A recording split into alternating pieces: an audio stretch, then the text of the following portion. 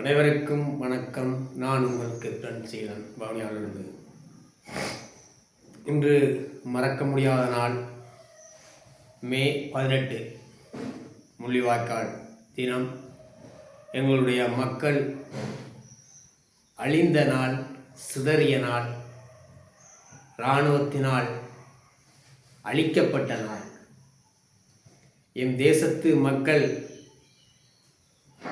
எங்களை விட்டு பிரிந்த நாள். இன்றைய நாள் ஒவ்வொரு தமிழர்களுக்கும் மறக்க முடியாத நாள். இரவு காணொளி ஒன்று பார்த்தேன், ஃபேஸ்புக்கில் போட்டிருந்தாங்க. இலங்கை இராணுவத்தால் சிறைப்பிடிக்கப்பட்டு எங்கள் சகோதரிகளை உடுப்புகளை கலைத்து வருமானமாக்கி அவர்களை சிதறடிக்கப்பட்டு அவர்களை கெடுத்து அவர்களை கொண்டு குவித்த எங்களுடைய இலங்கை இராணுவங்கள். அதை பார்க்கும்போது எனது உள்ளம் துடிதுடிக்க வலிக்கின்றது. ஏனென்றால் இப்படியும் என் மக்கள், என் இனம், என் தமிழ் தேசத்திலே என் தமிழ் மக்களை கொன்று குவித்த இந்த இராணுவங்கள். அப்போது அந்த நேரத்திலே எந்த நாடு கேட்டுச்சு?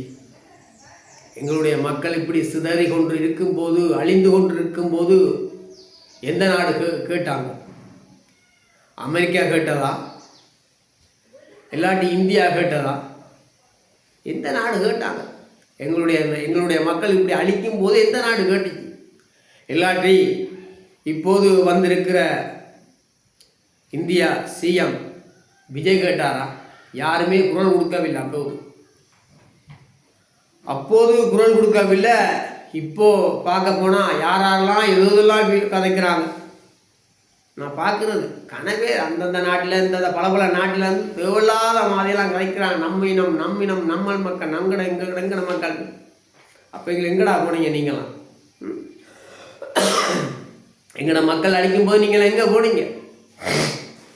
யாருமே அப்போது குரல் கொடுக்காம இப்போ கடந்து குரல் கொடுக்குறீங்க. தமிழர்களை அழிச்சிட்டாங்க, இனி குரல் கொடுத்து வேலை இல்லை. கறந்த பால் முளையேற போகிறதில்லை, கதைச்சி வேலையில். என்னுடைய மக்கள், என் தமிழ் மக்கள் இந்த முள்ளிவாய்க்கால் படுகொலையிலே சிதறடிக்கப்பட்டு ஒவ்வொரு தமிழர்களும் தாயை இழந்து, சகோதரத்தை இழந்து, சகோதரங்களை இழந்து தவித்த நாள் இன்று. எல்லோருக்குமே என் மனமார்ந்த என் நன்றியை, என் வேதனையை, என் துக்கத்தை இந்த நேரத்திலே கூறிக்கொண்டு விடைபெறுகிறேன். உங்கள் கேப்டன் சீலன். நன்றி.